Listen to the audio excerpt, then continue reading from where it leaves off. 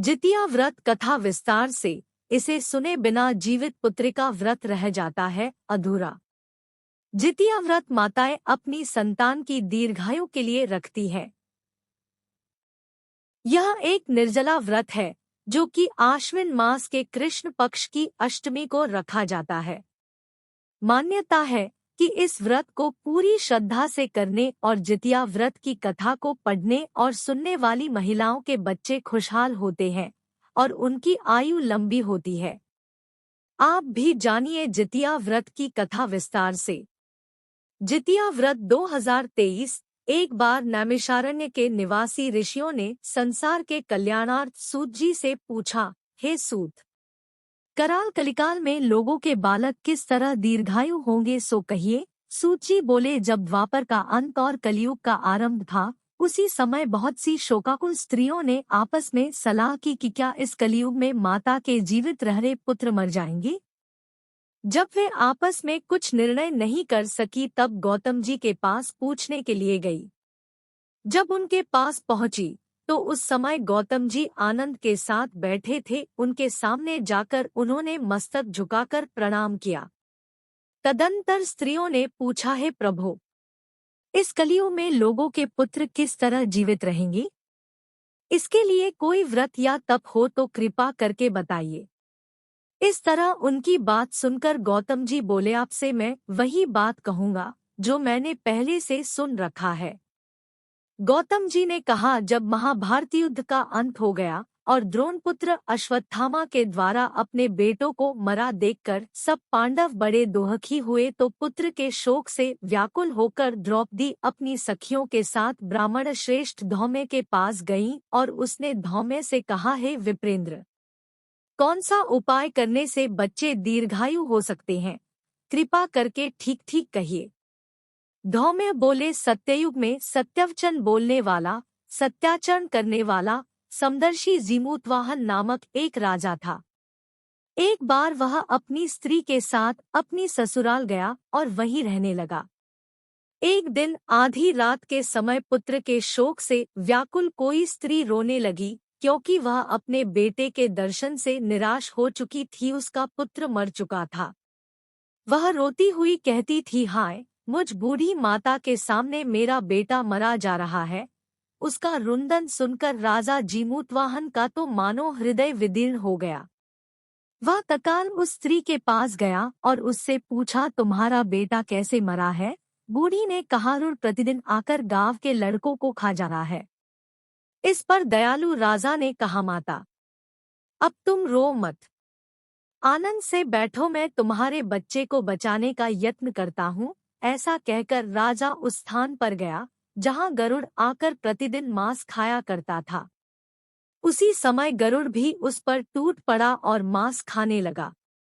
जब अतिशय तेजस्वी गरुड़ ने राजा का बायां अंग खा लिया तो झटपट राजा ने अपना दाहिना अंग फेरकर गरुड़ के सामने कर दिया। यह देखकर गरुड़ जी ने कहा, तुम कोई देवता हो? कौन हो तुम? मनुष्य तो नहीं जान पड़ते। अच्छा, अपना जन्म और कुल बताओ। पीड़ा से व्याकुल मन वाले राजा ने कहा, है पक्षीराज, इस तरह के प्रश्न करना व्यर्थ है। तुम अपनी इच्छा भर के मेरा मांस खाओ। यह सुनकर गरुड़ रुक गए और बड़े आदर से राजा के जन्म और कुल की बात पूछने लगे। राजा ने कहा, मेरी माता का नाम है शैव्या और मेरे पिता का नाम शालिवाहन है। सूर्यवंश में मेरा जन्म हुआ है और जीमूतवाहन मेरा नाम है। राजा की दयालुता देखकर गरुड़ ने कहा, है महाभाग, तुम्हारे मन में जो अभिलाषा हो वह वर मांगो। राजा ने कहा, है पक्षीराज, यदि आप मुझे वर दे रहे हैं तो वर दीजिए कि आपने अब तक जिन प्राणियों को खाया है वे सब जीवित हो जाएं। हे स्वामिन, अब से आप यहाँ बालकों को न खाएं और कोई ऐसा उपाय करें कि जहाँ जो उत्पन्न हो वे लोग बहुत दिनों तक जीवित रहें। धौम्य ने कहा कि पक्षीराज गरुड़ राजा को वरदान देकर स्वयं अमृत लाने के लिए नागलोक चले गए। वहां से अमृत लाकर उन्होंने उन मरे मनुष्यों की हड्डियों पर बरसाया। ऐसा करने से सब लोग जीवित हो गए जिनको कि पहले गरुड़ ने खाया था। राजा के त्याग और गरुड़ की कृपा से वहां वालों का बहुत कष्ट दूर हो गया। उस समय राजा के शरीर की शोभा दूनी हो गई थी। राजा की दयालुता देखकर गरुड़ ने फिर कहा, मैं संसार के कल्याणार्थ एक और वरदान दूंगा। आज आश्विन कृष्ण सप्तमी से रहित शुभ अष्टमी तिथि है। आज ही तुमने यहाँ की प्रजा को जीवन दान दिया है। हे वत्स, अब से यह दिन ब्रह्मभाव हो गया है। जो मूर्ति भेद से विविध नामों से विख्यात है, वही त्रैलोक्य से पूजित दुर्गा अमृत प्राप्त करने के अर्थ में जीवित पुत्रिका कहलाई है। सो इस तिथि को जो स्त्रियां उस जीवित पुत्रिका की और कुश की आकृति बनाकर तुम्हारी पूजा करेंगी तो दिनोंदिन उनका सौभाग्य बढ़ेगा और वंश की भी वृद्धि होती रहेगी। हे महाभाग, इस विषय में विचार करने की भी आवश्यकता नहीं है।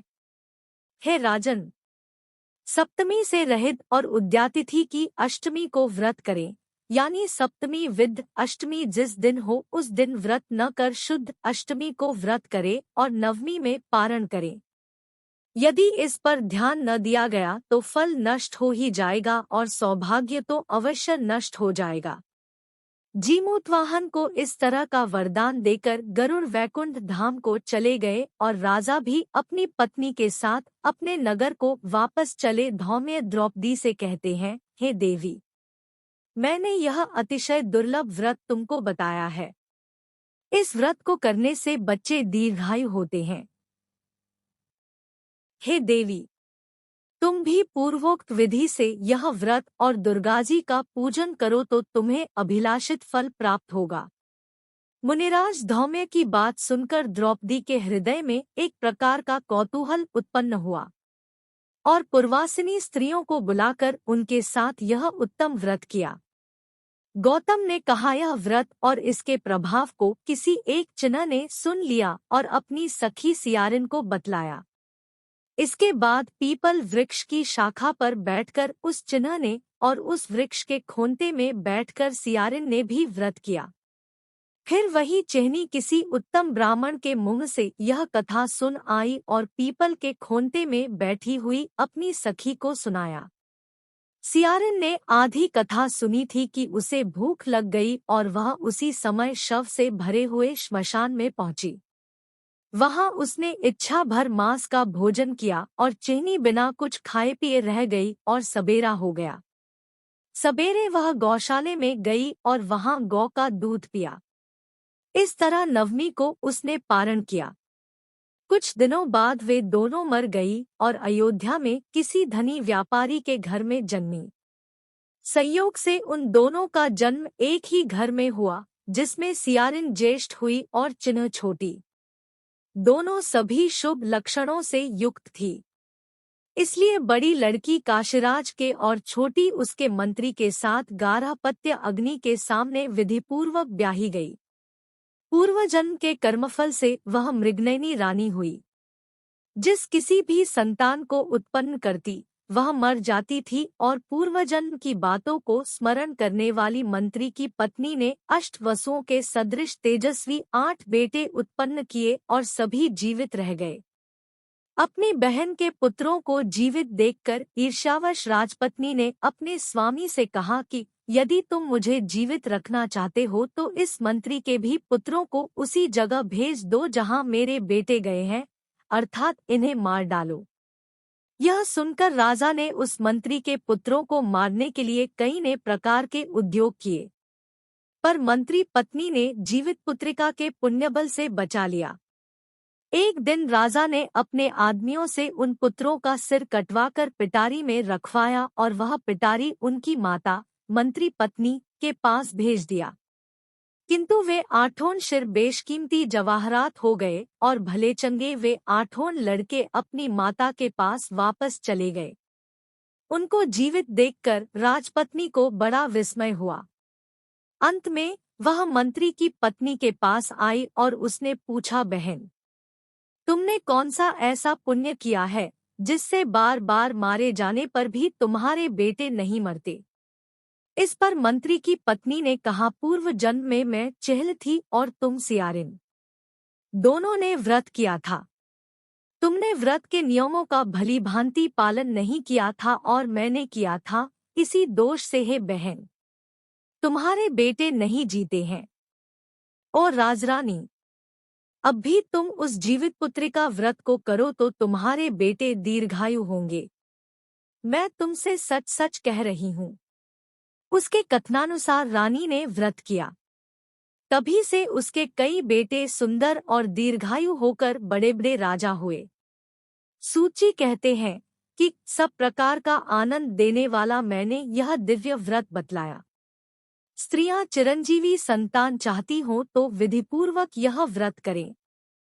आज के लिए बस इतना ही दोस्तों। आपको यह वीडियो पसंद आया है तो लाइक करेगा, दोस्तों को शेयर जरूर करिएगा, चैनल को सब्सक्राइब करके बेल आइकन को जरूर दबाइएगा ताकि आने वाला वीडियो आपको सबसे पहले मिले। दोस्तों मिलते हैं अगले वीडियो में, तब तक के लिए गुड बाय और thanks for my watching video.